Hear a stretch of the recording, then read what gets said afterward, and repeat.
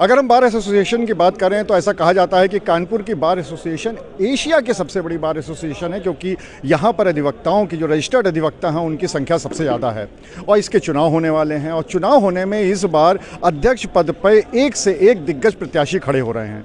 तो आखिर उनके जो प्रत्याशी खड़े हो रहे हैं उनकी मंशा क्या है, वो क्या करेंगे अधिवक्ताओं के लिए। और सबसे बड़ी बात, अभी एक जो टोल प्लाजा पे जो पूरी घटना हुई थी उस पर उनका क्या सोचता है, इसी पे बात करने के लिए हम इस समय कानपुर कोर्ट में मौजूद हैं। और हमारे साथ सबसे पहले जो प्रत्याशी हैं वो संदीप सिंह मौजूद हैं, उनसे बात कर लेते हैं।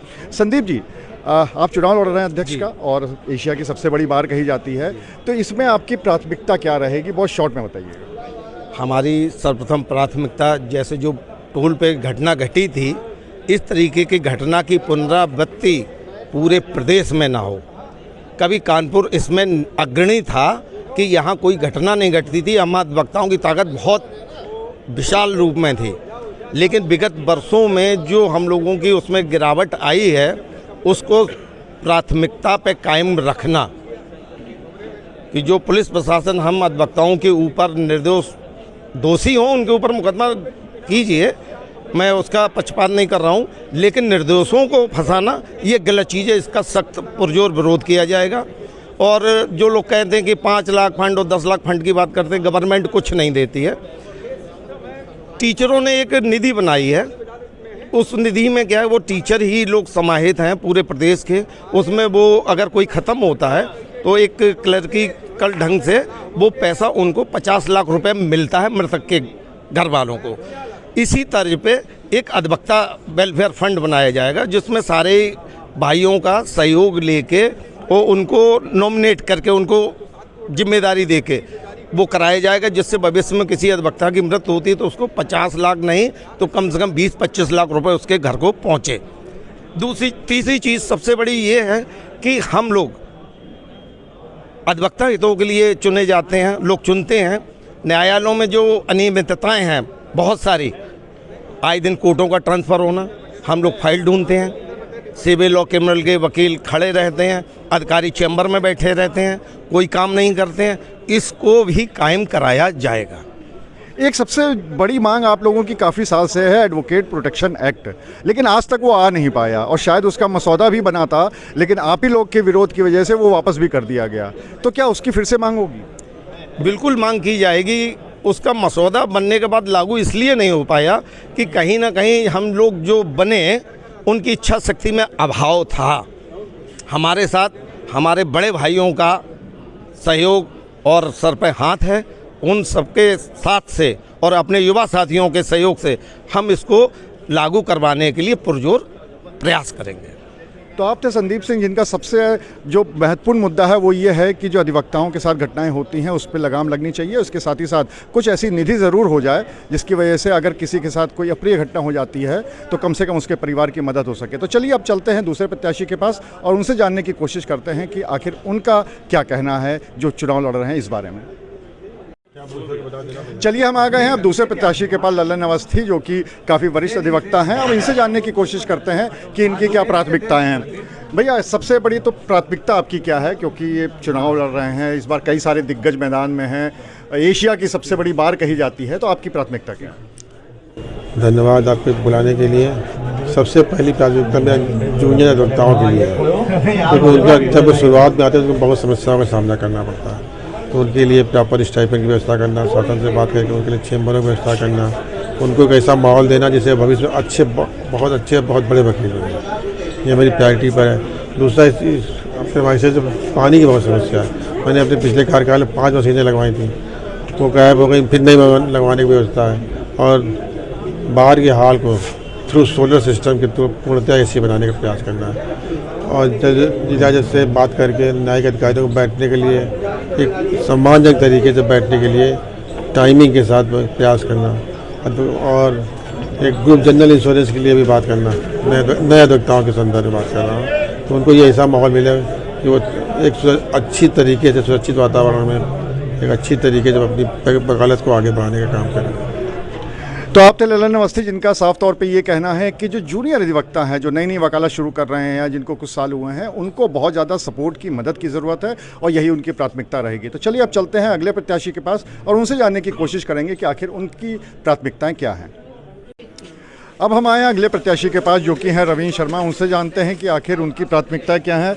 रवीन जी, एशिया की सबसे बड़ी बार है, अध्यक्ष पद का चुनाव आप लड़ रहे हैं। हम लोग ने बाकी प्रत्याशियों से भी पूछा, आपकी प्राथमिकता क्या है? अधिवक्ता सम्मान और अधिवक्ता कल्याण के लिए कार्य करेंगे। आयुष्मान योजना से अधिवक्ता परिवारों को जुड़वाने सहित अधिवक्ता पेंशन और जो महिला अधिवक्ताओं के 30% रिजर्वेशन, न्यायालयों में समय से सुनवाई हो, समय से आदेश हो, कुर्सियों लिफ्ट की व्यवस्था सहित बाथरूम्स की व्यवस्था, और जो युवा अधिवक्ताओं का रुपया 1,08,00,000 अभी रखा हुआ उसको युवा अधिवक्ताओं को बंटवाएंगे, जिससे 2018 वालों को 15-15 हज़ार मिलना शुरू हो जाएगा। और युवा अधिवक्ता प्रोत्साहन राशि सहित जो तमाम अधिवक्ताओं के सम्मान और गौरव का कार्य है वो हम करेंगे। अधिवक्ता गौरव की पुनर्स्थापना के लिए हर स्तर तक कार्य करेंगे। हैदरगढ़ जैसी अगर फिर से घटना हो जाती है, जो टोल पे हुई थी, एक अधिवक्ता के साथ काफ़ी मारपीट की गई, उसके लिए क्या कहना? देखिए, इस संबंध में चूंकि ये टोल माफी का प्रकरण है कि अधिवक्ता समाज का प्राणी, सामाजिक कार्यकर्ता, अधिवक्ता व्यवसाय नहीं है, अधिवक्ता वृत्ति है।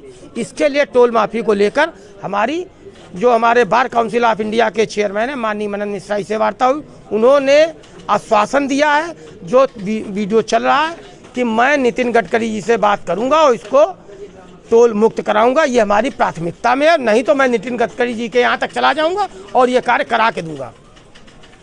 तो आप थे रवीन शर्मा, जिन्होंने कहा कि एक तो कल्याण की बात करनी है अधिवक्ताओं के, उसके साथ ही साथ उनकी ये भी मांग है कि जितनी भी टोल हैं वहाँ पर अधिवक्ताओं के लिए फ्री होना चाहिए, क्योंकि ये एक कल्याण वाला पेशा है। साथ ही एक और चीज़ है। जी, आप कुछ और कहना चाह रहे हैं? जी, एक बहुत छोटी चीज़ लेकिन बहुत बड़ी चीज़ है। वादकारी का इस सर्वोच्च सिद्धांत के अंतर्गत 107, 16, 145 के जो मुकदमे सर्किल वाइज कर दिए गए हैं, उनको पूर्व में भी दिया था, जिस पर सहमति बनी कि तो किसी कारणवश नहीं हुए। और जैसे ही यदि मैं जीता तो आप ये मान लीजिए 1 महीने के अंदर यहीं जेल के बाहर बनी जो पुलिस कमिश्नरेट की बिल्डिंग है उसमें इसकी सुनवाई होगी, नहीं तो फिर उसकी भी बात आंदोलन के द्वारा पूरी कराई जाएगी। चलिए अब चलते हैं अगले प्रत्याशी के पास और जानते हैं कि आखिर उनकी प्राथमिकताएं क्या हैं।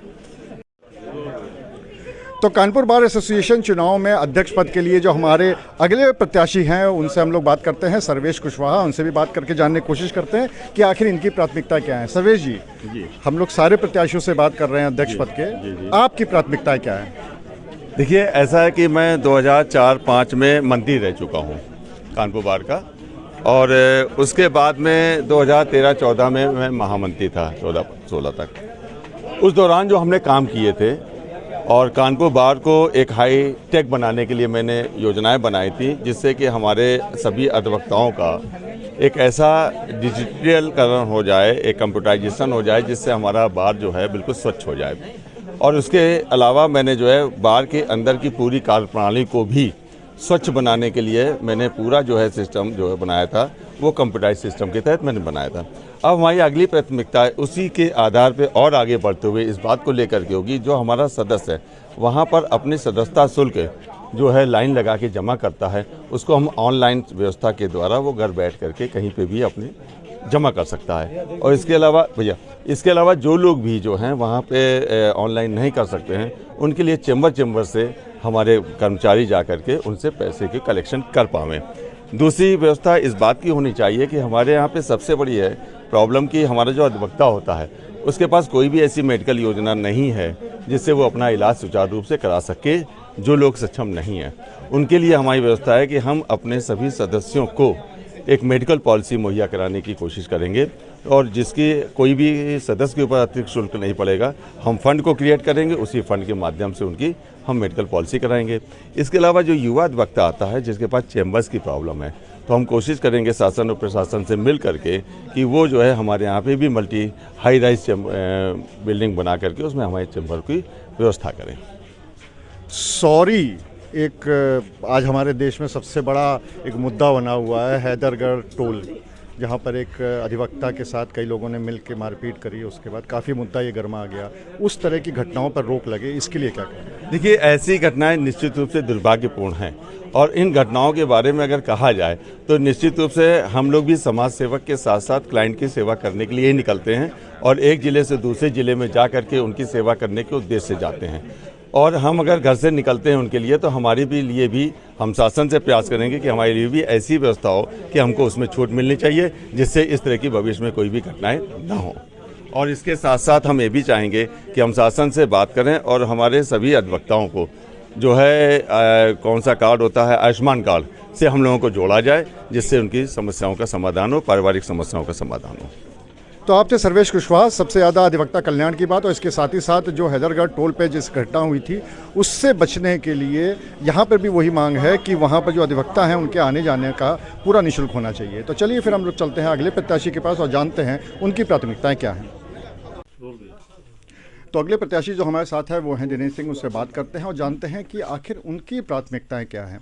दिनेश जी, आप भी काफ़ी वरिष्ठ अधिवक्ता हैं और इस बार काफ़ी दिग्गज मैदान में खड़े हुए हैं, एशिया की सबसे बड़ी बार एसोसिएशन कही जाती है, आपकी प्राथमिकताएं क्या होंगी?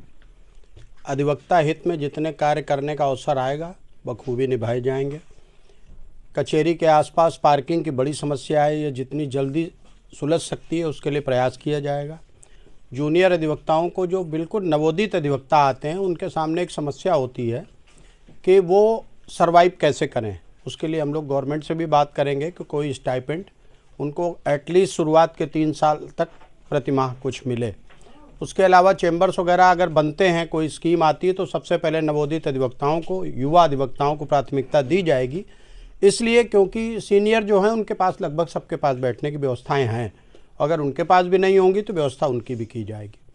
इसके अलावा इस समय जो माहौल बना हुआ है अपनी कचहरी में कि शासन प्रशासन पुलिस अधिवक्ताओं को दाब कर रखना चाहती है, इसके खिलाफ अगर पूरे कार्यकाल भर आंदोलन चलाना पड़ेगा तो हम लोग कभी पीछे नहीं हटेंगे। इस समय देश में एक बहुत बड़ा मुद्दा चल रहा है, सॉरी वाला। एक अधिवक्ता की कई लोगों ने मिलकर एक साथ पिटाई करी और उसके बाद आप लोग में काफ़ी आक्रोश है। उस तरह की घटनाओं पर किस तरह से रोक लग सकती है? देखिए, मैं एक तो अधिवक्ता समाज से बहुत अच्छे आचरण की हमेशा आशा रखता हूँ और अधिवक्ता जल्दी से गलती करता नहीं है, लेकिन ये सच अगर कोई सामने से मोर्चा लेना चाहे तो वो किसी से दबता भी नहीं है। शायद ऐसी ही किसी घटना का ये प्रक्रम है। और सॉरी तो आप देख रहे हैं आज की तारीख में सॉरी पूछने वाला भी कोई नहीं है और वकील से लड़ के वकील ढूंढ रहे हैं इस समय। तो हमारा संगठन सशक्त है और हम लोग न्याय की लड़ाई लड़ने वाले लोग हैं। हम किसी के साथ में अभद्रता नहीं करते, लेकिन हम बर्दाश्त भी नहीं करते। तो आप थे दिनेश जी जिन्होंने कहा कि अधिवक्ता कल्याण के लिए करेंगे और सबसे बड़ी बात यह है कि अधिवक्ता अपनी तरफ से कोई भी गलती नहीं करता है, लेकिन अगर उसको छेड़ा जाए तो वो छोड़ता भी नहीं है। अब अगले प्रत्याशी हैं सुरेंद्र कुशवाहा, उनसे भी बात करने की कोशिश करते हैं। तो कानपुर बार एसोसिएशन के अध्यक्ष पद के लिए जो अगले प्रत्याशी हैं वो हैं सुरेंद्र कुशवाहा, उनसे जान लेते हैं कि आखिर उनकी प्राथमिकताएँ क्या हैं। सुरेंद्र जी, आपकी प्राथमिकताएँ क्या होंगी, क्योंकि काफ़ी प्रेस्टिजियस चुनाव होता है, एशिया की सबसे बड़ी बार मानी जाती है।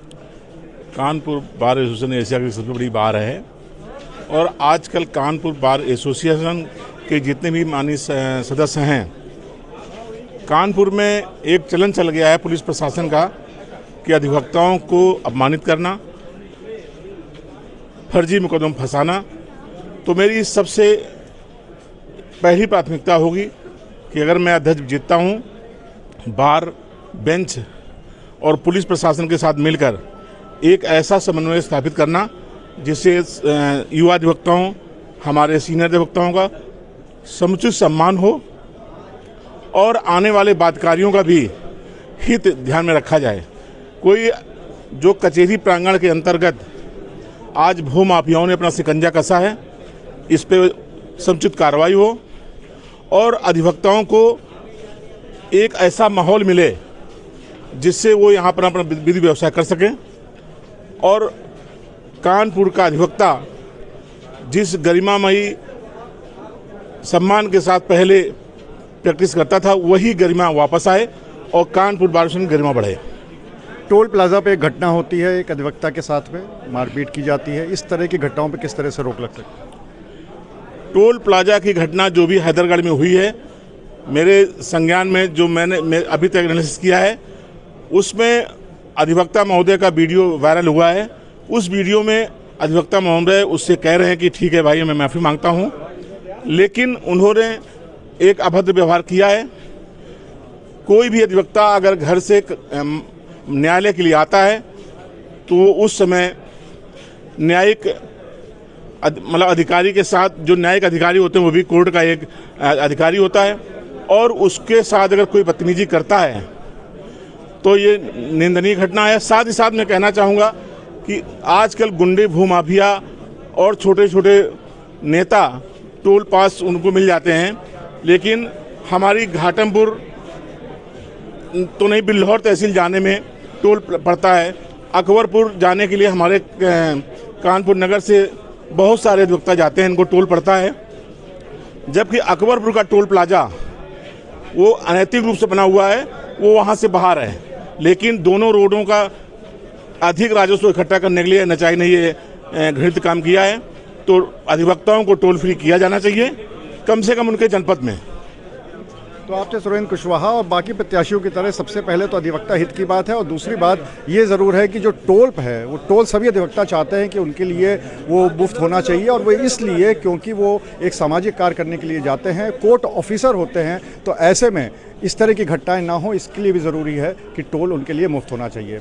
इसके अलावा जो आखिरी प्रत्याशी हैं वो हैं रमेश चंद्र वर्मा, और उनसे संपर्क करने की हमने काफ़ी कोशिश करी लेकिन उनसे संपर्क नहीं हो पाया है। तो ये पूरे कानपुर एसोसिएशन के सारे प्रत्याशी हैं जो कि अध्यक्ष पद के लिए चुनाव लड़ेंगे। अब देखने वाली बात ये होगी कि अधिवक्ता किस पर अपना भरोसा जताते हैं। Anurag Agarwal, TV9 Kanpur. Finista windows, beautiful and durable designs, installation से मेंटेनेंस की लाइफ लॉन्ग कस्टमर सर्विस। आपके घर में फिनिस्टा नहीं है तो कॉल कीजिए। फाइनर फिनिस्टा।